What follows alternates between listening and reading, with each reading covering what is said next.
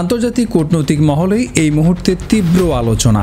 পরপর দুই উচ্চ পর্যায়ের সরকারি সফর বাতিল হওয়ায় বাংলাদেশ সৌদি আরব সম্পর্কে কি কোনো নতুন মোড়? প্রথমে সেনাপ্রধান জেনারেল ওয়াকারুজ্জামানের সফর বাতিল, আর এবার বাতিল হলো প্রধান উপদেষ্টা ডক্টর মোহাম্মদ ইউনূসের গুরুত্বপূর্ণ সৌদি আরব সফর। কেন এই সিদ্ধান্ত? কূটনৈতিক মহলে শুরু হয়েছে তীব্র জল্পনা।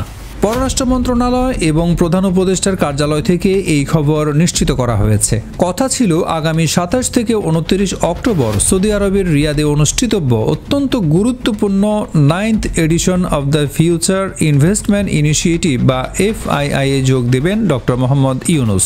এই সফর ছিল সৌদি আরবের যুবরাজ ও প্রধানমন্ত্রী মোহাম্মদ বিন সালমানের পক্ষ থেকে সরাসরি একটি বিশেষ আমন্ত্রণ।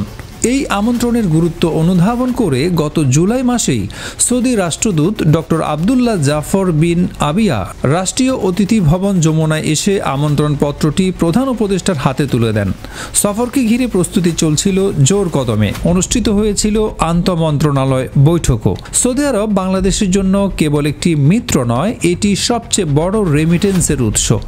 একই সাথে এটি বাংলাদেশের শ্রমিক রপ্তানির প্রধান বাজার, যেখানে লক্ষাধিক বাংলাদেশি শ্রমিক কর্মরত। এই ধরনের উচ্চ প্রোফাইল সফর বাতিলের কূটনৈতিক প্রভাব সুদূর প্রসারী হতে পারে। বিশ্লেষকরা মনে করছেন এই সিদ্ধান্তে বাংলাদেশের সৌদির বিনিয়োগ আকর্ষণ এবং শ্রমিকদের অধিকার সংক্রান্ত অত্যন্ত জরুরি আলোচনা ব্যাহত হতে পারে। এমন একটি সময় এই ঘটনাটি ঘটল যখন আমাদের অর্থনীতির জন্য সৌদি বিনিয়োগ অপরিহার্য। প্রধান উপদেষ্টার কার্যালয় থেকে এই সফর বাতিলের যে কারণ দেখানো হয়েছে তা হলো দেশের চলমান রাজনৈতিক পরিস্থিতি। কর্মকর্তারা বলছেন, জুলাই সনদ বাস্তবায়ন প্রক্রিয়া এবং আগামী নির্বাচন অনুষ্ঠানের প্রস্তুতি নিয়ে ডক্টর ইউনূস বর্তমানে অত্যন্ত ব্যস্ত। রাজনৈতিক অগ্রাধিকারের কারণেই নাকি এই সফর আপাতত বাতিল করা হয়েছে।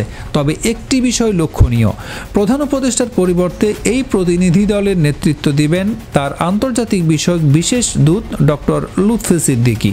এতেই প্রশ্ন উঠেছে, প্রতিনিধি দল যদি যেতেই পারে তবে প্রধান উপদেষ্টা কেন গেলেন না? এটি কি স্রেফ অভ্যন্তরীণ রাজনৈতিক ব্যস্ততা, নাকি পরপর দুই শীর্ষ নেতার সফর বাতিল হওয়ার নেপথ্যে কাজ করছে কোনো অদৃশ্য কূটনৈতিক চাপ বা সংশ্লিষ্ট কোনো ভিন্ন বার্তা? এই ঘটনায় কূটনৈতিক মহলে জল্পনা কিন্তু থামছে না। পরপর দুই শীর্ষ নেতার সফর বাতিল হওয়ার এই ঘটনা যে দুই দেশের সম্পর্কে এক নতুন মাত্রা যোগ করেছে তা অস্বীকার করার কোনো উপায় নেই। কূটনৈতিক বিশ্লেষকরা বলছেন, দেশের ভাবমূর্তি এবং অর্থনৈতিক স্বার্থ রক্ষায় সরকার এই কূটনৈতিক চ্যালেঞ্জ কিভাবে মোকাবিলা করবে সেটাই এখন সবচেয়ে বড় প্রশ্ন।